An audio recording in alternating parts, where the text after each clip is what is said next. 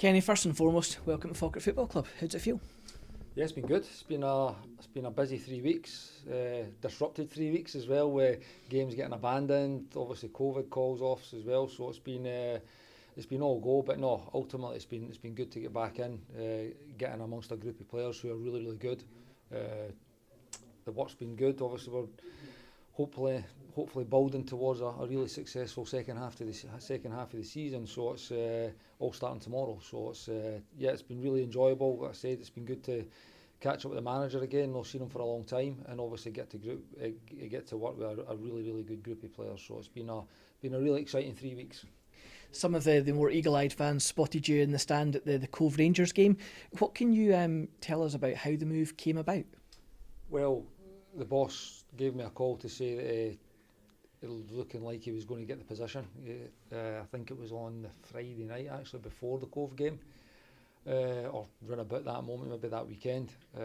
And I was always planning on coming to that game anyway, to be honest. But I looked at it and I thought, right, he explained to me what the situation was, how the opportunity for him came about, and he would like me to come in. So I had a think about it, and to be honest, I looked at it and I never had to think too much. It was a chance that, as I came back from Australia in October, it was a chance to get back, that I said, to get to work, getting amongst a group of players with a team and a football club, in my opinion, that are not where they should be, and I was hoping to come in, and the plan is to build the club back up and get it back to where it belongs, and it all started 3 weeks ago, but really now, tomorrow, we really need to start putting wins on the board, and ultimately build towards a really successful second half of the season. So the opportunity, I say, to come in and work on a project that's got a real goal, and that goal is to have success and build the club back to where it was at, was really interesting for me. And to work with Martin again, he's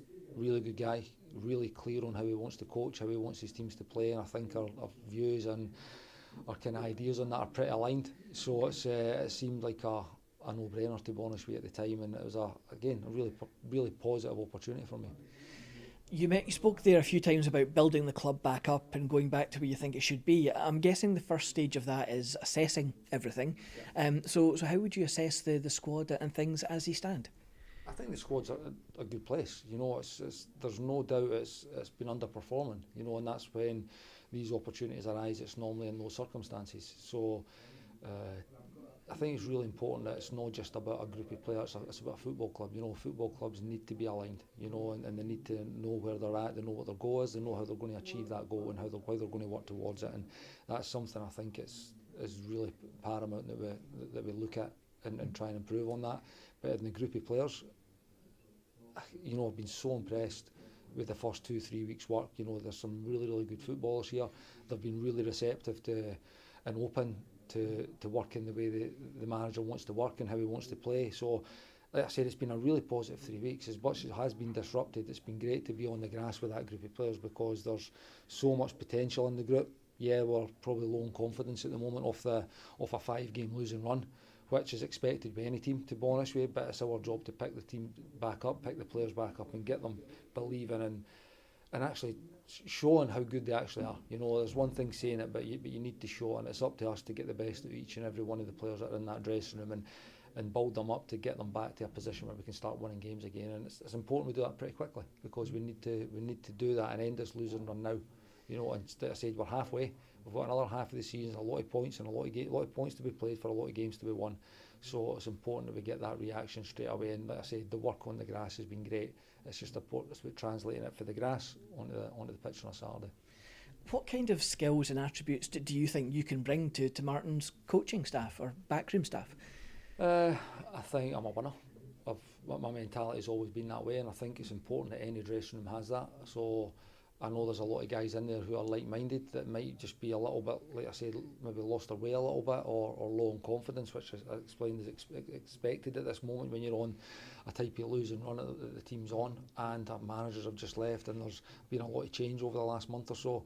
I'm a really good coach, even if I do say it myself. I think I've got a lot of experience of working with in a lot of clubs with a lot of coaches, a lot of managers. That I've been constantly learning. I've been obsessed with football since I've been able to walk, so you're always looking to learn. I've been looking at this next step of being a coach or a manager for a long, long time. So what you do at that point is you are studying other managers, other coaches, taking their good bits and their bad bits for that matter, because you can learn just as much as for kind of negative experiences as what you can for positive. So it's I think a lot of experience in this country as well. I think I can build relationships with players a lot. It's one of the things that I've found in coaching that I think is really, really important, that you do have good relationships with the players. Strong bonds are built between coaches and managers and players, and I think it brings an extra. I think that can bring the best out of people, not just players, but I think it can bring the best out of us coaches as well. So I would say that's a good strength of mine. Listen, people might disagree, but I feel I've always had decent enough relationships with the players that I've worked with. Going back to my spell at Livingston as a manager, I felt I had, in that short spell, built good bonds with the players there. Working in Australia with 2 different clubs, again, I always felt that was part of my role, was to kind of bridge that gap between the manager and the players, and it's something I feel pretty strong at. You mentioned your time at Livy there, and obviously as a player, you've been there, you've seen it, you've done it, you've got the medals to prove it. And how much do you think having the experience now of management as well will help you going forward in this role? It was great because it was a brilliant experience. You know, it was working with a really, really good group of players. There was ups and downs at that time, and there was challenges that I faced being a player manager at the time. But it was one I wanted to embrace. You know, a lot of people said you couldn't do it and you shouldn't do it, and I wanted to embrace it, you know, because it was a fantastic opportunity. And ultimately I came out with that experience stronger, you know, and a clearer view on the next time I make that step, what things that need to be in place to make sure it's going to have a better chance of success. So it was a really positive experience. The 18 months I spent in Australia was great as well, because you're away from all the scrutiny and things, and you can just concentrate on the job at hand, which was coaching, which was learning and become a better coach or stroke manager, whichever way you want to go, whatever road you want to go down. And I definitely came out with that experience with a clearer view on how I wanted to do that job. So it's this is another opportunity, a fantastic opportunity to put these things and test them out, you know, within a group of players and a club that for me should only be going in one direction. And I think it's up to me and the manager and all the rest of the staff and the players to kind of build towards that. If I've had one fan contacting me asking this obvious question, I'm sure you know it's coming, I must have had 100. The old boots, are they getting dusted down at any point, or are they not getting dusted down at any point? Well, they're dusted down based on I'm going to be out there training and taking the training. In terms of putting them back on, probably not. Not that I wouldn't want to, but it's maybe been a little bit too long. When you get a wee bit older, and that later when you stop, I think it's hard to restart. So as much as I've tried to convince the manager to just get me registered for nothing, then it's not something that's going to went down too well, actually. In terms of the manager and yourself, the fans are also asking, who's the good cop and who's the bad cop? I think the fans will be able to answer that one. To be honest with you, you know, like, football's football, you know, it always has been, and nothing will change, but I think the game inside has changed a bit in terms of good cop, bad cop maybe doesn't exist anymore. I think you need to have a bit of both. Yep. I think you need to be strong, whether you're a coach or a manager, you need to be strong. Mm-hmm. You can be strong in a million different ways. You know, it can be in your demands of detail. It can be a rocket every now and again, which I think is maybe been lost a little bit in modern day football, which I think is really important. But you also need to have a bit of empathy towards what other players are feeling. Not just players, staff as well. You know, you need to build relationships with your own staff as well to get the best out of them, because that's your support network. So, but if I was to label one, I think I'll be the bad cop and the gaffer will be the good cop. Yeah.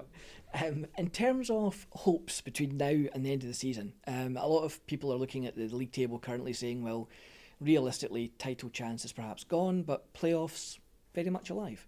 Definitely alive. It has to be our goal, you know. And had we even got the win, which I felt our play probably deserved against Clyde, you could have still maybe been looking at that first goal. But with half a season gone, at the moment as it stands, 18 points back, it's a long way back, you know. So it's small steps, and there's a process to achieve what we want to achieve. Ultimately, I still think promotion is on the cards. Mm-hmm. To do that, we need to start winning games. We need to put a consistent run of wins together. To do that, we need to have the performance level right, because the performance will dictate more often than not whether we get the result or not. So it's definitely playoffs is on our mind, and it's a goal. To do that, we need to start tomorrow winning games and starting to bridge that gap between us and the teams above us. And in terms of contracts and whatnot, obviously we believe it was to the end of the season with Martin. Is the incentive then for you guys to prove that you can come in, do well and take the club forward beyond that? Well, again, that's not been my choices or decisions. I think it's been a bit both sides, both between club and the gaffer. I've been asked to come in and help them to the end of the season, and that's what I mean. Again, anybody who's known me or has ever worked with me, when I take a job, whether it's a 3-year deal or whether it's a month, I'm all in. You know, I'm all in. I'm committed to doing the job that I'm in, and I've done that all through a playing career, and I'll continue to do it as a coach or a manager. So I'm committed to the job, which is to hopefully secure promotion to the Championship this year, and that's what I'm solely focused on. And just finally, Kenny, obviously what you mentioned earlier on, it hasn't been the best of run at the moment. We've been unlucky in some previous games. If Falkirk are going to turn things around and they're going to get back up into those playoffs, what needs to change, and can we start tomorrow? I think we've seen little changes in terms of how we want to work with the players since they came in. That said, the players have been so receptive to working how the manager wants to work and play. Ultimately, it's going to be as simple as we need to cut mistakes out, which are going to cost us goals, and we need to score more goals. That is ultimately that is it in a basic level. A little bit more depth is how we're actually going to create goals, chances to score goals, how we're going to go about it. Defensively, we need to get defensive detail right. Again, it's something that we've been working on, because over the course of the season, not just since we've came in, over the course of the season we've conceded too many simple goals that we can't afford to do that. You know, so both ends of the pitch really need to improve. I feel, in particular in the games that I've watched recently, including the game that we played here against Clyde, both from box to box, I thought we were excellent. In both boxes, I felt we were probably not quite as clean as what we would have liked to have been. So that said, simply no concede as many as we have, simple goals and mistakes, and score more goals at the end, because that's one thing we've definitely not scored enough goals this year. Well, here's hoping we get off to the right start tomorrow. And Kenny, thanks for your time. Thanks very much. Cheers. Cheers now.